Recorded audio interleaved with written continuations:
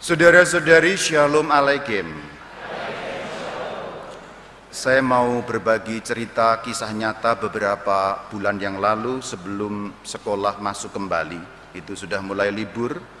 Lalu ada seorang kawan yang lama sekali nggak pernah ketemu, tiba-tiba mengontak lewat WhatsApp.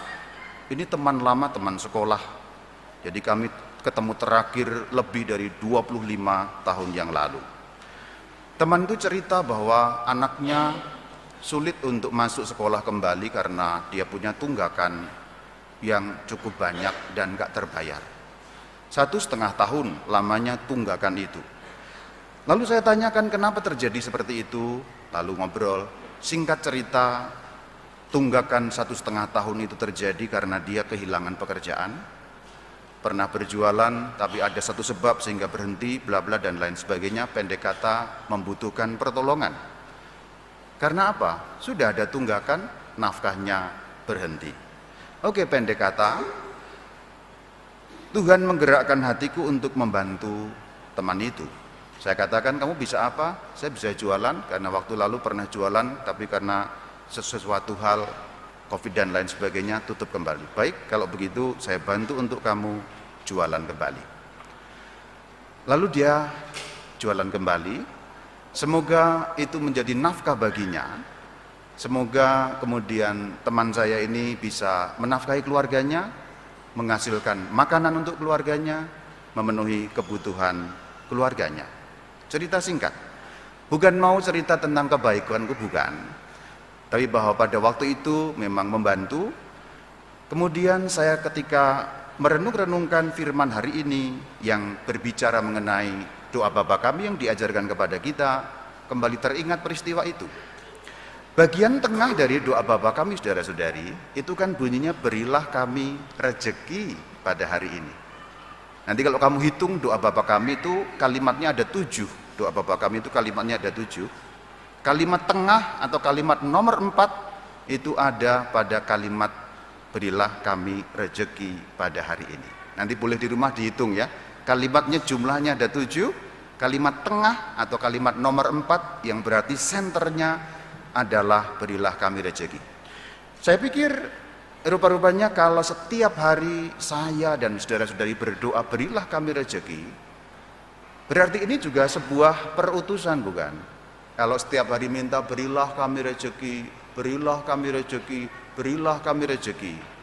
Dan setiap kali pulang misa kan diutus, ite misa es, kamu diutus. Berarti saya pikir-pikirkan ulang, kalau saya setiap hari berdoa berilah kami rejeki, berarti saya pun perlu menjadi rejeki bagi orang lain. Dan beberapa waktu yang lalu itu terhadap teman lama saya, puji Tuhan, saya sudah berhasil menjadi rejeki bagi dia dan keluarganya. Maka doaku berilah kami rejeki pada hari ini tidak lagi menjadi doa kosong.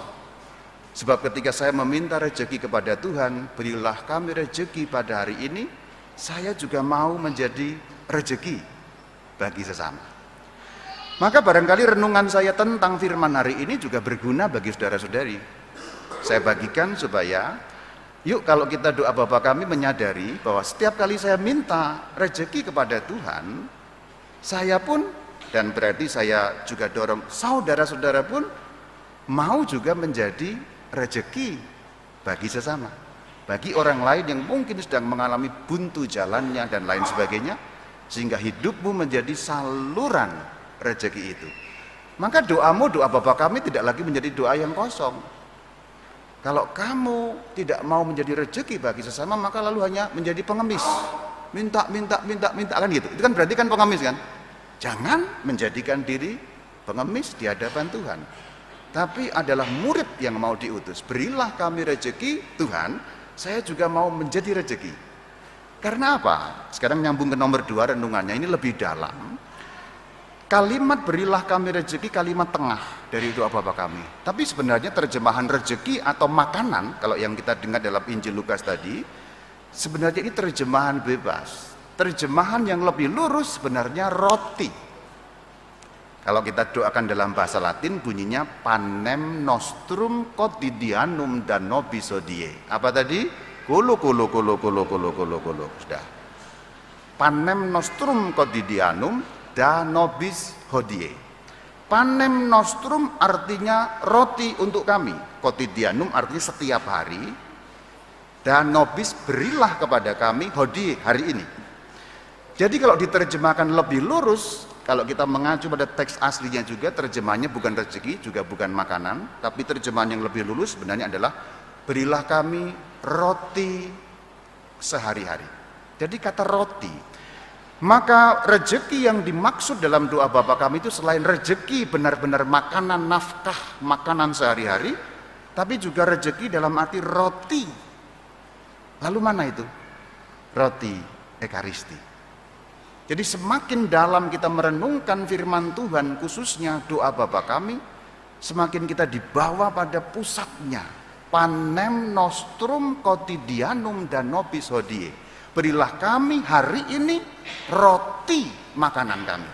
Dan roti yang ditunjuk adalah roti Ekaristi. Dan roti Ekaristi adalah penyerahan diri Yesus yang menjadi rezeki bagi saya dan bagimu, yang artinya berarti setiap kali dalam hidup ketika diutus ite misais, lalu aku juga mau menjadi roti tanda petik, mau menjadi rezeki bagi sesama.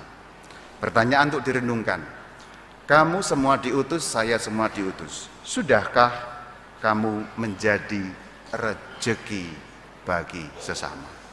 Shalom alaikum.